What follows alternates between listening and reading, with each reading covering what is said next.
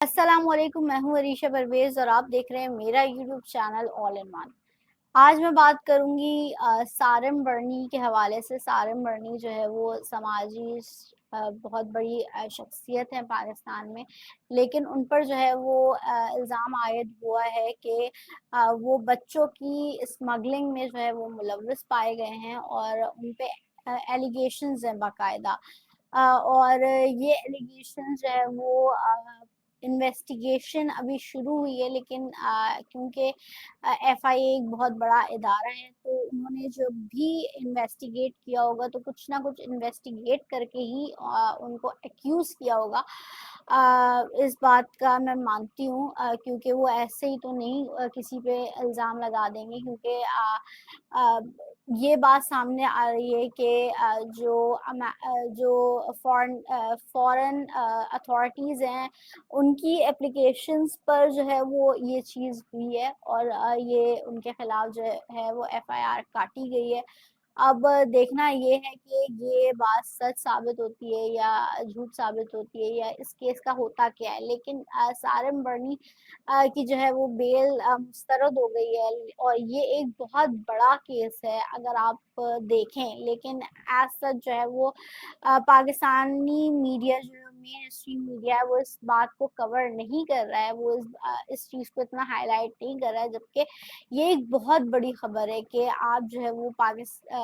बच्चों की स्मगलिंग में मुलव्वस हैं। क्योंकि सारम बर्नी ट्रस्ट आज की ट्रस्ट नहीं है, वो बहुत सालों से जो है वो काम कर रही है और बहुत ही प्रोमिनेंट है पाकिस्तान में, बहुत मकबूल है और बहुत ज़्यादा जानी पहचानी जाती है। और कई बड़े बड़े टीवी चैनल्स में जो है वो इनको एज अ गेस्ट बुलाया जाता था, इनको ऑनर किया जाता था। और हम इनको रमज़ान ट्रांसमिशंस में भी देखते थे कि ये बच्चियों को जो है वो लेकर आ रहे हैं और बैठ रहे हैं और जो है वो चीज़ें हो रही हैं, बाजियाब करवा रहे हैं, कुछ चीज़ें हम देखते थे।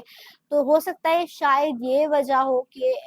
एज सच जो है वो इनका केस इस तरीके से हाईलाइट नहीं हो रहा जिस तरीके से पाकिस्तानी मीडिया पे इसको होना चाहिए था, क्योंकि ये एक बहुत ही बड़ा स्कैंडल है। अगर आप देखें कि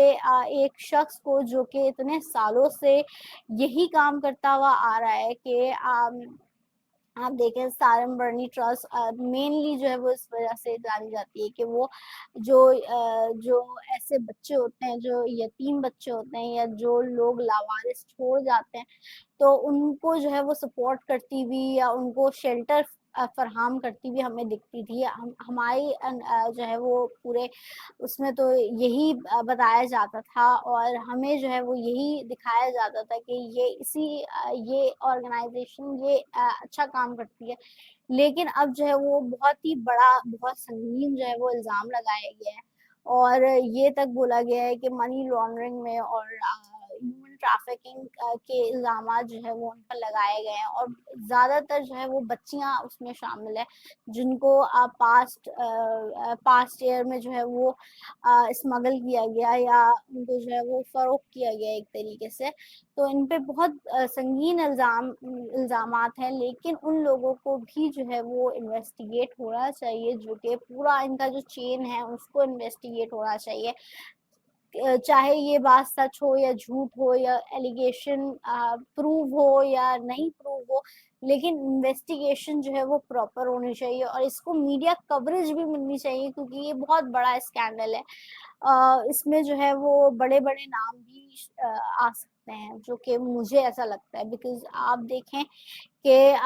ये बड़े-बड़े चैनल्स पे बैठा करते थे, ये बड़े-बड़े जो है वो एंकर्स के साथ बैठकर जो है वो बच्चियों को बाजियाब करवाना, उनको उनकी माँओं से मिलवाना, इस तरीके के हम इमोशनल जो है वो सीन्स रमज़ान ट्रांसमिशन में और चीज़ों में देखते थे। तो पूरा प्रॉपर तरीके से इस केस को जो है इन्वेस्टिगेट होना चाहिए। इन्वेस्टिगेशन जैसे-जैसे जो है वो आती रहेंगी सामने, मैं जो है वो इस पर वीलॉग बनाती रहूँगी। लेकिन इसका जो है वो मैं ज़रूर मुतालबा करूँगी कि सारी चीज़ों को ए टू ज़ेड जो है वो इसको इन्वेस्टिगेट होना चाहिए, चाहे वो इनोसेंट प्रूव हो, चाहे वो वाक़ई ये प्रूव हो कि वो गिल्टी हैं, सारम बर्नी। अगर वो गिल्टी हैं तो उनको उसके मुताबिक सज़ा होनी चाहिए और अगर वो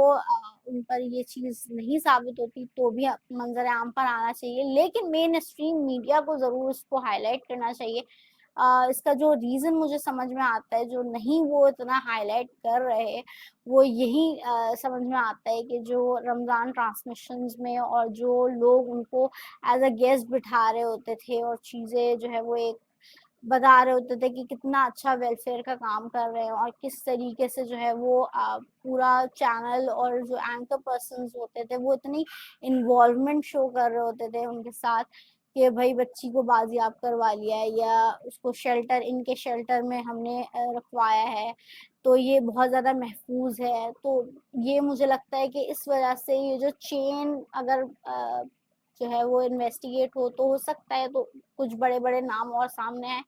तो शायद इस वजह से जो है वो मेन स्ट्रीम मीडिया एज सच नहीं दिखा रहा। बट ये अगेन बहुत बड़ा स्कैंडल है अगर ऐसा कुछ है वाकई जो कि इन्वेस्टिगेट हो रहा है, और इन्वेस्टिगेशन होपफुली जो है वो सही डायरेक्शन में होंगी और इन्फ्लुएंस नहीं होगा, होपफुली इन्फ्लुएंस कोई भी नहीं होगा और चीज़ें जो है वो मंजर आम पर वाकई आएंगी कि वाकई ऐसा कुछ था या क्या है। जो भी चीज़ें हों, दुआ तो यही है कि जो है वो पूरी तरीके से इन्वेस्टिगेट हो ताकि जो है वो चीज़ें मंजर आम पर आए, बिकॉज जितना बड़ा केस है उतना ज़्यादा कवरेज नहीं मिलना। और फिर अब आप देखें कि अगर ये वाकई ऐसा कुछ निकलता है तो कितना बड़ा प्रोपागेंडा और एक पूरा पिंडोरा बॉक्स आई थिंक खुलेगा, क्योंकि ये एक बहुत ही बड़ा संगीन मसला होगा, क्योंकि आप देखेंगे एक बहुत बड़ी ऑर्गेनाइजेशन ये चलाते हैं, ये कोई एक छोटी मोटी ऑर्गेनाइजेशन, और ये आज की बनी हुई ऑर्गेनाइजेशन नहीं है, ये बहुत सालों से बनी हुई ऑर्गेनाइजेशन है और बहुत ज़्यादा लोग ट्रस्ट भी करते हैं इस ऑर्गेनाइजेशन को। सो लेट्स सी कि क्या होता है, बट जो भी होगा इस पे मैं ज़रूर अपडेट रहूंगी और आपको भी करती रहूंगी। इसी के साथ मुझे वरीशा परवेज को दीजिए इजाज़त। अपना बहुत ख्याल रखिएगा। अल्लाह।